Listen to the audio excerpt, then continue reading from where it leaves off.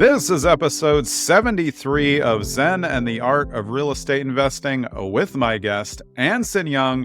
Anson is a real estate investor, agent, author, podcaster, marketer, and a family man. His book, Finding and Funding Great Deals, the hands-on guide to acquiring real estate in any market, I read and loved a long time ago. So I'm excited to have you on the show. And before I let Anson talk, Anson and I are both on the same panel at BPCon in October. The panel is How to Find Great Deals in an Uncertain Market.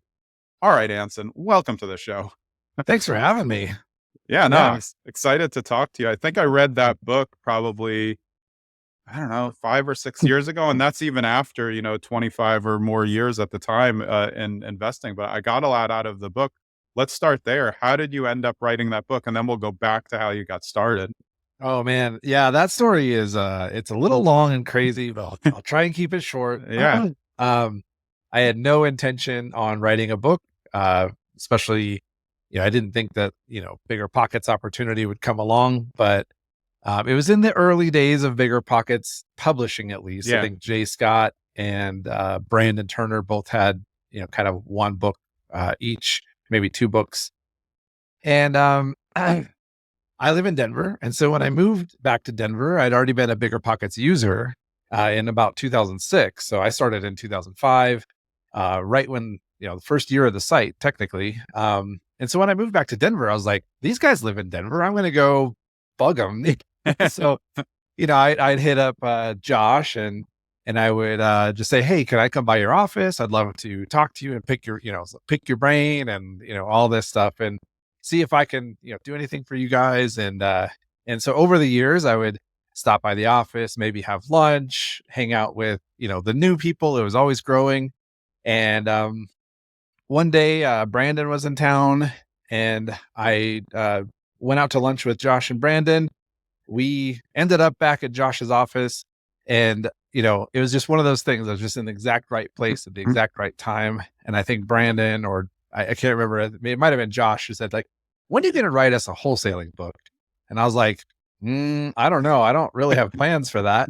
And, after a couple of minutes of talking, Brandon just said, hey, put together like an outline, like maybe 10 chapter ideas, like an index, and send it to me. And then we can take it from there. So it took me a couple of days. I kind of structured my brain into thoughts of what that would look like, sent that over. And that turned into like, this looks pretty good. Why don't you write the first chapter and we can see if it's something that we want to continue on with.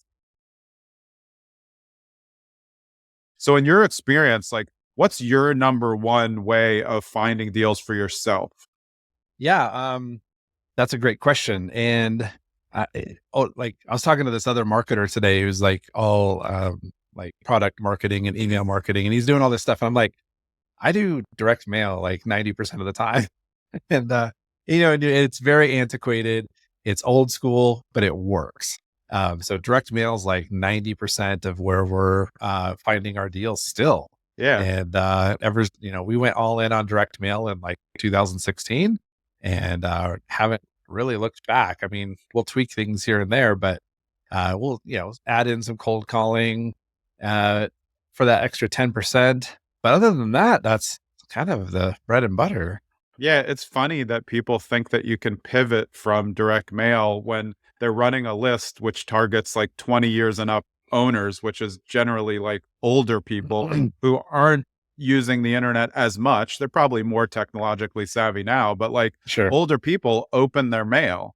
Yes. So it's like, they're like, it doesn't make sense what the kind of guru version is. Hey, you don't even have to talk to them.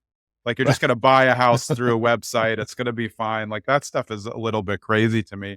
And I mean, you're proof of that. It still works, but it does take consistency, right? I think a lot of people fail by sending out a first letter and being like, oh, this doesn't work. I'm going to quit. Yeah. I've heard that story too many times of like, we tried direct mail. It just didn't work. Right. And then you go, well, let's go through it. And they're like, well, we sent out, 10,000 and we sent it out once and then we were done. And we got like, 5 calls. And so we just said, moving on to the next thing. And you're like, hold on, you're missing a lot of pieces here. So it's late August when we're recording. What's your preferred list right now? Like if you had a number one, like obviously a lot of us run a different list, but where are you finding like in this current market in your area, which is Denver, if that's where you're Yep. mailing, maybe you're in other markets too.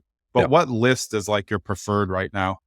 Yeah, I am in other markets as well. So I've kind of slowed down on Denver stuff, and I've been focusing on out of state more like Burr plays.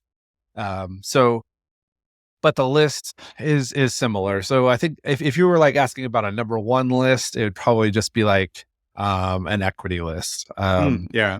I feel like, I mean, we've tested a lot of things, and I'm sure other marketers have as well, but we've tested a lot of things, and a lot of things that we've paid a lot of money for Yeah. versus just an equity list.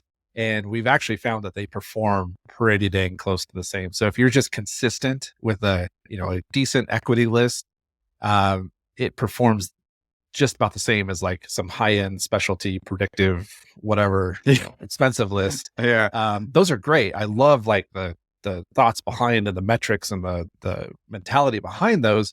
But at the end of the day, it's more about consistency and message and just hitting the right person at the right time Yeah.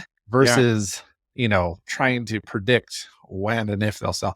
And I think like number two behind that, still driving for dollars.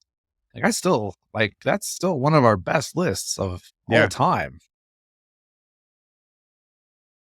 How do you guys do that from a marketing level and then from an investor level? Like when you're going into a new market, obviously the partner helps, but acquisitions wise, it is important to know the streets, and like, of course we can pull it up on Google Maps, but Right. it helps if you really understand like, oh, that's close to the college. That's going to be a big extra win. Yeah, no, that's that kind of goes into the market research of like which zip codes and which areas and neighborhoods even where cash buyers are buying is like one metric. Another one could be rental prices are growing. Could be another metric if you're doing Burr properties. Yeah. You know, basically like where other investors are buying is a pretty decent metric of what's going on. And then you can further refine from there with either help from boots on the ground, a property manager, or an agent that you partnered with out there to kind of give you the inside scoop. Cause the data, I used to be like the data is like 95% of the equation.